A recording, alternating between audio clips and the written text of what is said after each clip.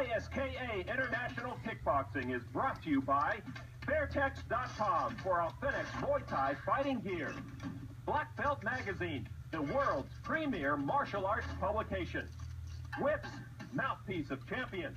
More than a mouth guard, it protects the brain.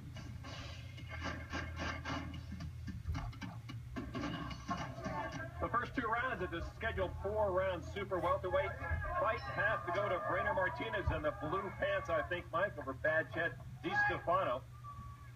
I'd say Martinez has the lead. Both of these fighters trained by other fighters, actually. Kind of unusual to see that, but Distefano trained by Tommy Batone, a fine fighter in his own right, and Martinez by Orlando Rivera. 2 fearless fighters who have instilled the same kind of mentality in these 2 guys. Distefano has been a very aggressive fighter, but ineffective through the first 2. And if he gets desperate, I think he could be a dangerous man to face here in the final couple of rounds. Distefano is certainly the harder hitter of the 2. He just hasn't landed anything solid. Martinez, who has a kind of discomforting habit of keeping that mouthpiece hanging out of his mouth, by the way, he's just pummeling Distefano to the head. No real damage, but it's built up an enormous amount of points. I think Martinez has to stay away from this kind of clinch. He's been more effective from the outside. Distefano grips Martinez to keep him close, figuring he can do more damage inside.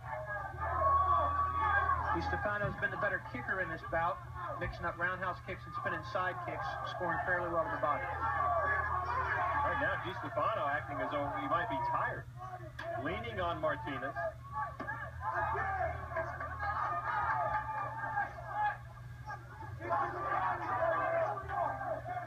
Both fighters slowed considerably the last half of this round.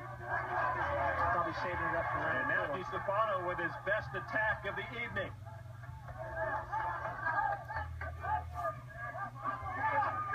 In the clinch, those uppercuts did come in and find their mark on the face of Braynor Martinez. And Martinez, now maybe the inexperience starting to show. He needs to get out of this danger zone. And that is the end of the 3rd round. We are scheduled for 4. After 2 good rounds by the young Braynor Martinez, he seemed to slack off a little bit in that 3rd, Mike. He did, and it can only be that he's saving it up for round 4. He's a little bit fatigued. He's done very well so far this bout. No one expected him to even go into the 3rd or 4th round with Distefano. Martinez obviously trained well. I doubt that that he's that tired. I think he's going to come back strong in round 4. Now, Distefano has got to get going, though. I mean, this would be, with a man whose career is on the rise like his, it would be disastrous for him to lose to a 5-fight fighter at this point. Well, desperation may play a role in this 4th and final round, and not just for Distefano, but for Martinez, because the book has it that Distefano should come in, as you mentioned, and win this fight. But Martinez has shown that he can stand up to this man. 2 minutes to go in this 4-rounder. Final round coming up. Super welterweight full contact battle from Long Island, New York. Lon McCarron along with Mike Sawyer. And Martinez has to be feeling just a little bit nervous as he enters, knowing that Distefano has not shown his best stuff so far. Well, I'd give that last round to Distefano, and I think that he's got to really go in this round. If Martinez even takes this round by a slight margin, he could take the bout.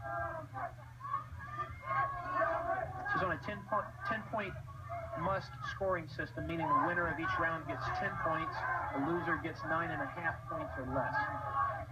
Martinez comes out in the 4th rather active.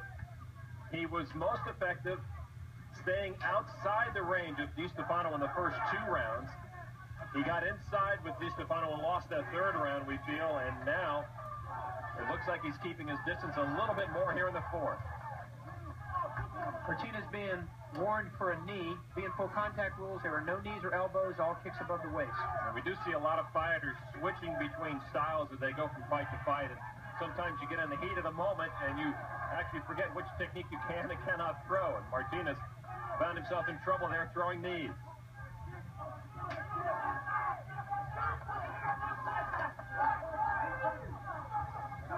Distefano certainly the more active of the 2 fighters here in the 4th. Very close round.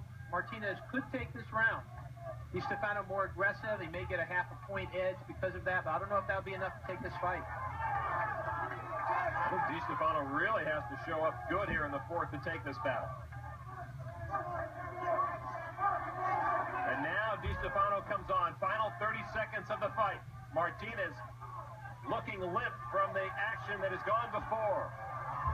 Both fighters are still throwing some heavy leather.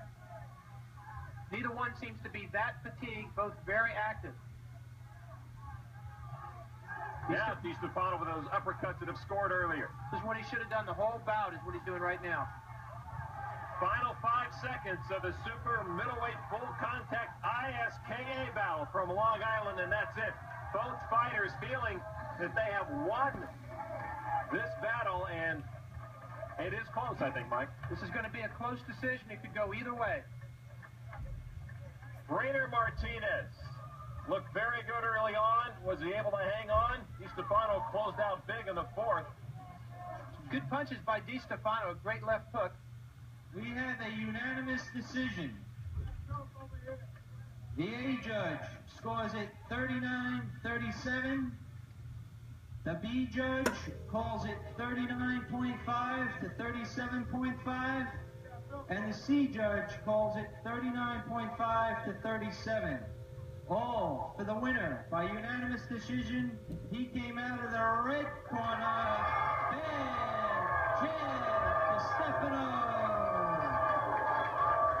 Unanimous, Mike. You've been surprised by that. Well, I can't argue with the decision going either way, but I think it was too wide. A 2.5 point margin is just too much in a fight that close. So Bad Chad Distefano in the red corner comes away with a unanimous victory over Braynor Martinez. And Bad Chad has some good fans here in Long Island. That's going to do it for tonight. This has been a presentation of ESPN, the worldwide leader in sports. For more, log on to ESPN.com, part of Go Network, go.com. For Mike Sawyer, I'm Lon McCarran. Thanks for watching us on ESPN ISKA International Kickboxing. So long. Friday night.